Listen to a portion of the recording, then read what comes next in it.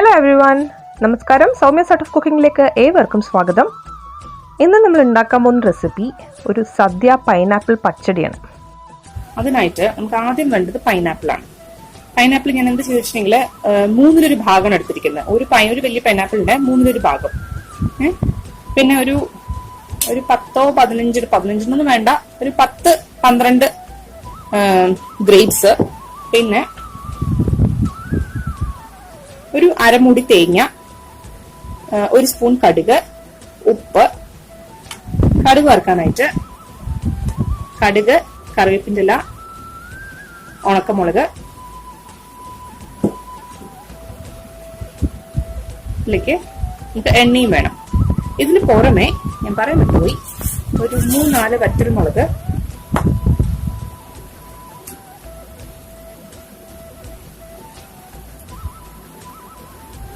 ഇതിലൂട്ട് നമുക്ക് അരയ്ക്കും വേണം.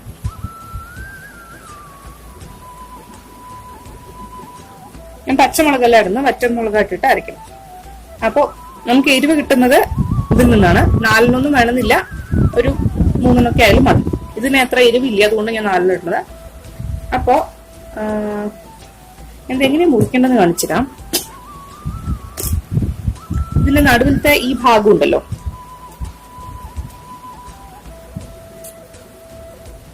ഈ ഭാഗം നമ്മള് പച്ചടിക്ക് യൂസ് ചെയ്യാം. അപ്പൊ നമുക്കൊരു എന്റർടൈൻമെന്റ് വേണ്ടി നമുക്കിന്ന് കഴിക്കാം. ഇതിനെ മുറിച്ച് പഞ്ചസാരയിൽ ഇട്ട് വെച്ചിട്ടുണ്ടെങ്കിൽ ചൊറിയില്ല എന്നാ പറയണേ. ഞാൻ അങ്ങനെ ചെയ്യാറ്. ഇത് പൈനാപ്പിൾ പച്ചടിയിൽ ആഡ് ചെയ്യണ്ട. പിന്നെ ചെയ്യേണ്ട കാര്യം എന്താ വെച്ചിട്ടുണ്ടെങ്കിൽ, ഇങ്ങനെ മുറിക്കുക, എന്നിട്ട് ഇങ്ങനെ മുറിച്ചിട്ട്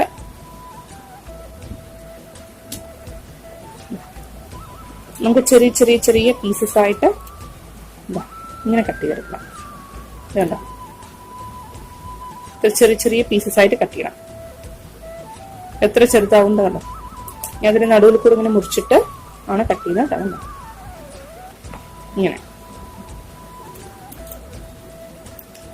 ഇങ്ങനെ കട്ട് ചെയ്തെടുക്കാം. അപ്പൊ ഞാൻ മുഴുവൻ ഒന്ന് കട്ട് ചെയ്തെടുക്കട്ടെ, എന്നിട്ട് തിരിച്ചു വരാം. ഞാനിപ്പോ ഒരു ചെറിയ ചീനച്ചട്ടി വെച്ചു കൊടുത്തിട്ട്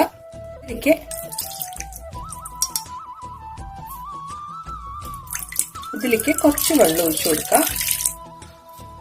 എന്നിട്ട് ഇതിലേക്ക് നമ്മൾ എടുത്തു വെച്ചിരിക്കുന്ന പൈനാപ്പിൾ പീസസ് ഇതിലേക്ക് ഇട്ട് കൊടുക്കാം.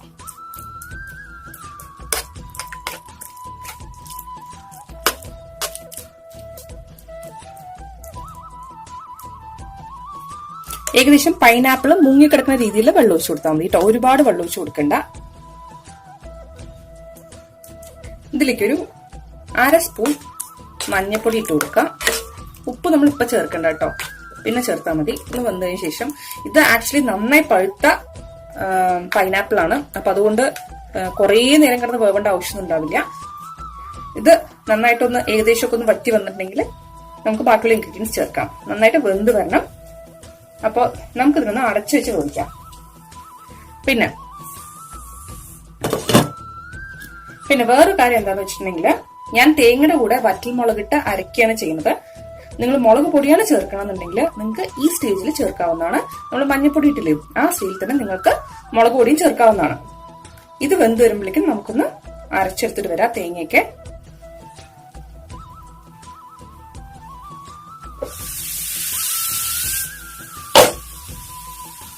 ഒന്ന് ഫ്ലെയിം ചുരുക്കുക. കണ്ടോ, നന്നായിട്ട് ഈ പൈനാപ്പിളൊക്കെ വെന്തിട്ടുണ്ട്. ഇങ്ങനെ ജസ്റ്റ് ഒന്ന് ഉടച്ചു കൊടുക്കുക.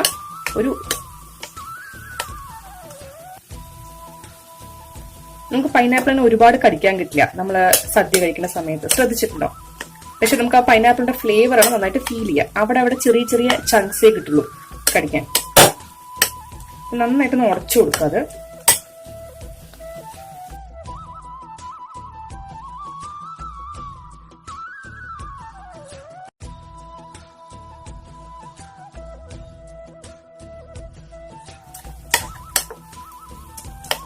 നന്നായി വെന്തിട്ടുണ്ട് കേട്ടോ. അത് നമുക്കിനി ഇതിലേക്ക്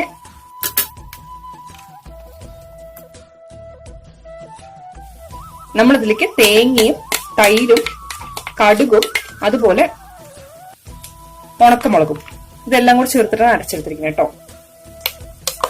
ഞാൻ പറഞ്ഞല്ലോ, വേണമെന്നുണ്ടെങ്കിൽ ഉണക്കമുളക് ഇട്ട് അരയ്ക്കുന്നത് അവോയ്ഡ് ചെയ്തിട്ട് മുളക് പൊടി ഇടാവുന്നതാണ് കേട്ടോ. 2 രീതിക്കും ചെയ്യാൻ പറ്റും. പക്ഷെ ശരിക്കും ട്രഡീഷണൽ മെത്തേഡ് എന്ന് വെച്ചിട്ടുണ്ടെങ്കിൽ ഈ പച്ചടി നമ്മൾ പൈനാപ്പിൾ പച്ചടി ഉണ്ടാക്കുമ്പോൾ ഇങ്ങനെ ഉണ്ടാക്കാം. ഇപ്പൊ നമ്മൾ ഈസി ആയിട്ട് ചെയ്യാൻ പറ്റുന്ന വഴികൾ നോക്കണതുകൊണ്ടാണ്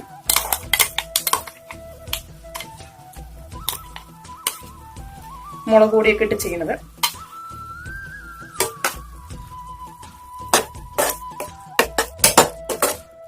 നമ്മളിതിലേക്ക് ഉപ്പിട്ടിട്ടില്ല, അതുപോലെ വെല്ലം ഇട്ടിട്ടില്ല. അപ്പൊ ഇത് ചെയ്യേണ്ട ഒരു കാര്യമുണ്ട്. ഞാൻ ഇതിലേക്ക് നമ്മൾ എടുത്തു വെച്ചിരിക്കുന്ന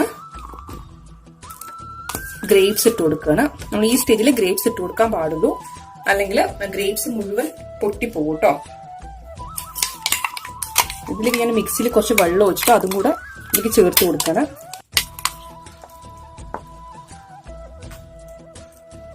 ഇതിൽ ഉപ്പിട്ട ശേഷം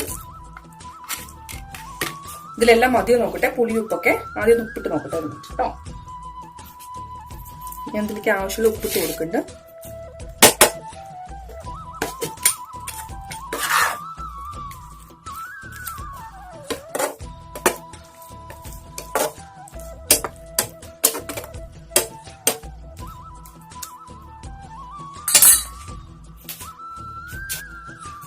ഇതിലേക്ക് കുറച്ച് ശർക്കര പൊടിച്ചത് ഇട്ട് കൊടുക്കാം. ഞാനിങ്ങനെ ചെറുതായിട്ട് പൊട്ടിച്ചിട്ടുള്ളത്.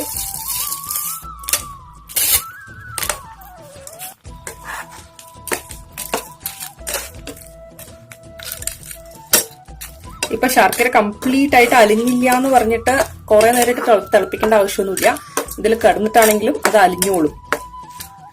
നമ്മൾ ഏതായാലും എടുക്കുന്ന സമയത്ത് കുറച്ച് സമയം ആവില്ലേ, നമ്മൾ ഉണ്ടാക്കി വഴിക്ക് കഴിക്കൊന്നുമില്ലല്ലോ. ഒരു അരമണിക്കൂറൊക്കെ എന്തായാലും ആവും അല്ലെ ഉണ്ടാക്കി കഴിഞ്ഞ ശേഷം കഴിക്കാൻ. അപ്പൊ ആ ഒരു സമയം കൊണ്ട് ഈ ശർക്കര ഇതിൽ കിടന്നിട്ട് അലിഞ്ഞോളും. എന്തായാലും ഞാൻ പൊടിച്ചിട്ടാ ഇട്ടിരിക്കണേ. 1-2 ചെറിയ പീസ് കിടക്കണം, അത് അലിയുന്നവരെ വേവിക്കുക, അങ്ങനെ ചെയ്യരുത് കേട്ടോ. ഞാൻ ഇതിന്റെ ടേസ്റ്റ് ഒന്ന് നോക്കട്ടെ. ഇതില് പുളിപ്പ് പോരെങ്കിൽ നമുക്ക് കുറച്ചും കൂടെ തൈര് ചേർക്കണം. അതിന് വേണ്ടിയിട്ടാണ്. നോക്കട്ടെ ഞാൻ.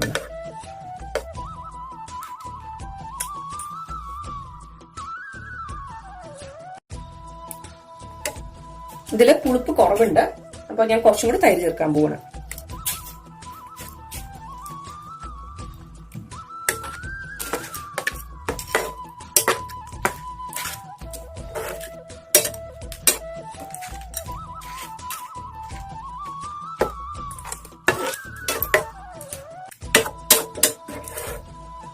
ഇനി ഇതിപ്പോ ഒരുപാട് നേരം തിളപ്പിക്കൊന്നും വേണ്ട. നമുക്കിതിനെ മാറ്റിയിട്ട് അപ്പുറത്തെ സ്റ്റൗവിലേക്ക് വെക്കാം. എന്നിട്ട് കടുക് വറക്കാനുള്ള കാര്യങ്ങൾ ചെയ്യാം.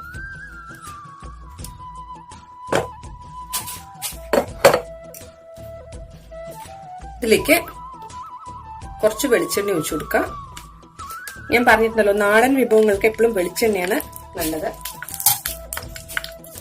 ഇതിലേക്ക് കടുക് ഇട്ട് കൊടുക്കാം.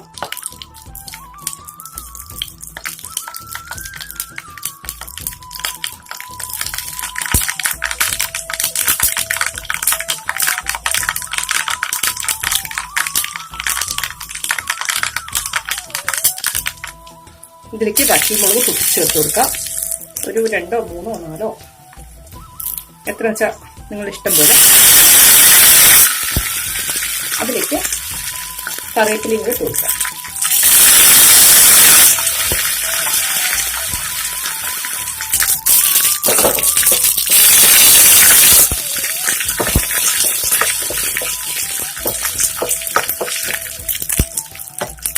നമുക്കിതിനെ പൈനാപ്പിൾ പച്ചടിയിലേക്ക് ഇട്ട് കൊടുക്കാം.